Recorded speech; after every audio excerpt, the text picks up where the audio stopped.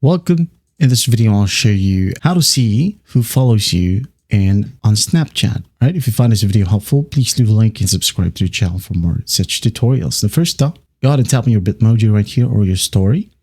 Now go ahead over to your public profile. If you don't have a public profile, well, you won't be able to see any follower count or followers. So just tap on public profile. Now in here, as you can see, we have 4 followers in this account, but tapping on that won't do anything, okay? And when you go ahead over to Insights, okay, you will be able to see your total followers, but you won't be able to see a name right here, okay? That's the problem with Snapchat, all right?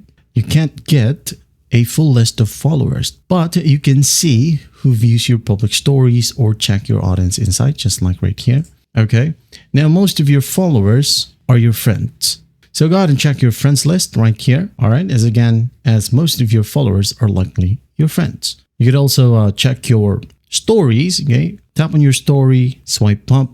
And if there are unfamiliar accounts right here who's checking your story, well, that means they are your followers as well. So if you were asking the key difference between a friends versus follower, okay? A friend is a two-way connection. You add each other, okay? One adds, one confirms. Now, followers is a one-way connection. Well, they subscribe to your public profile content without you having to be friends.